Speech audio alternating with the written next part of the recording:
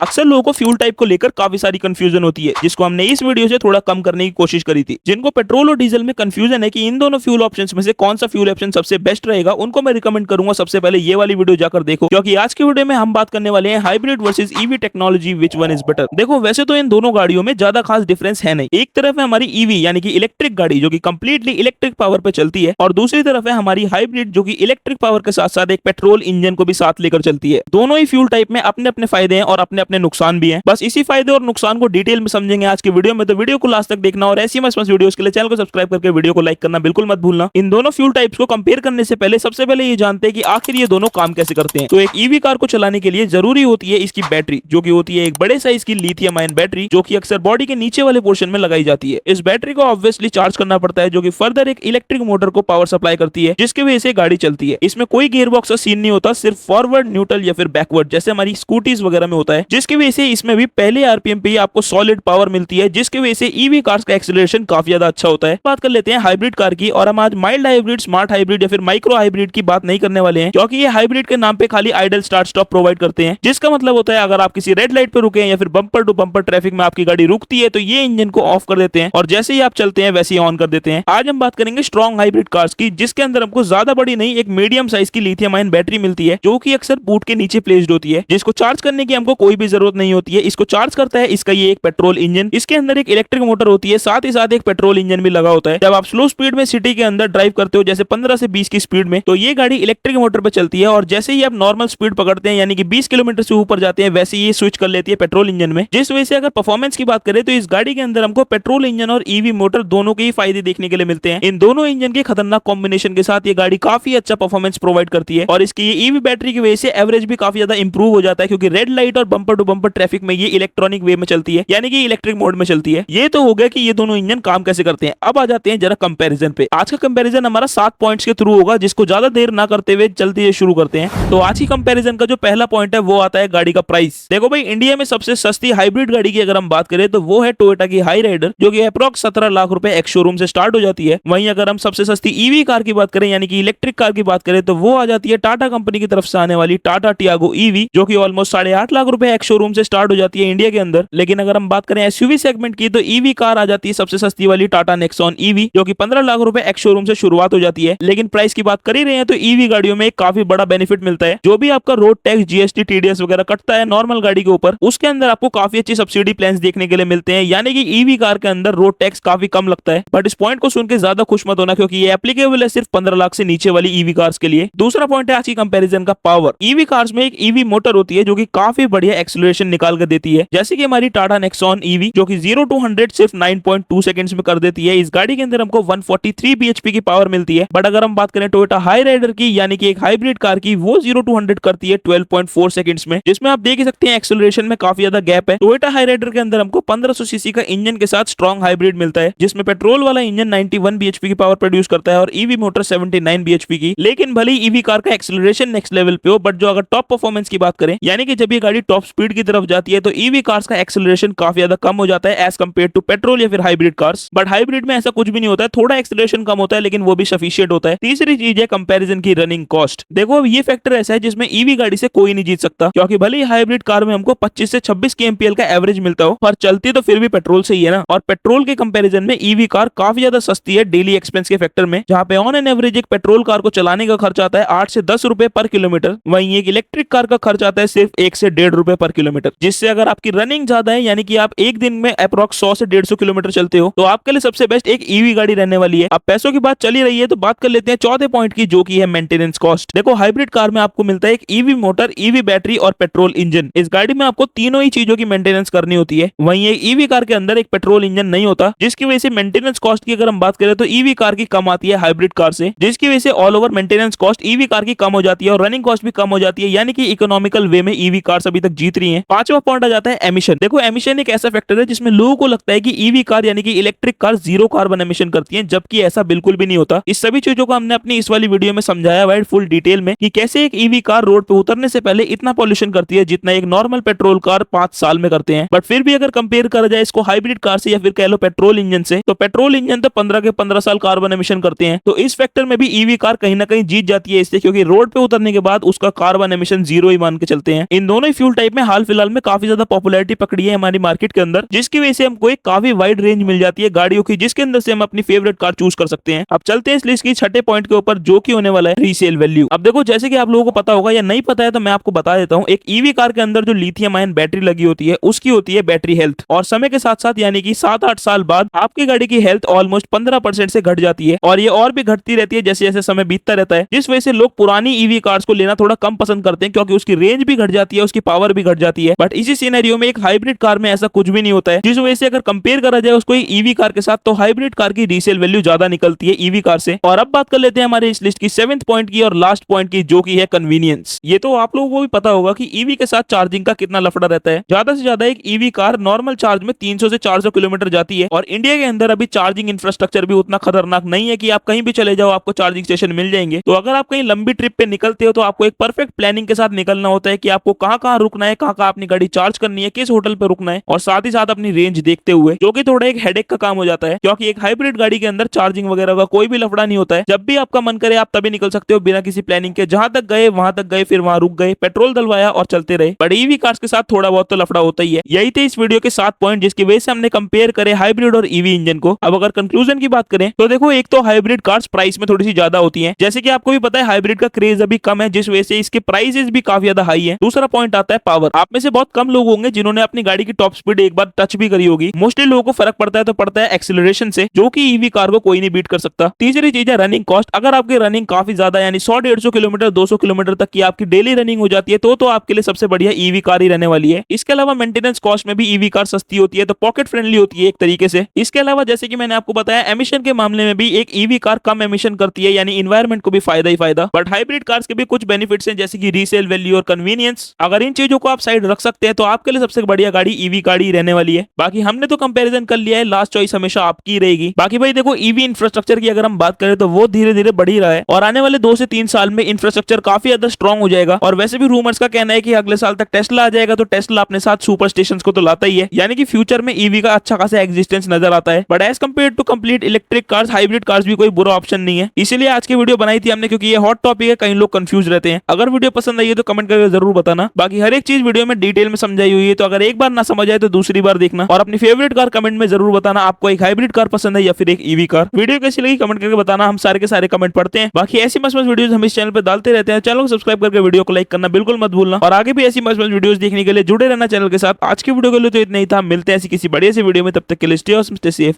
Bye bye.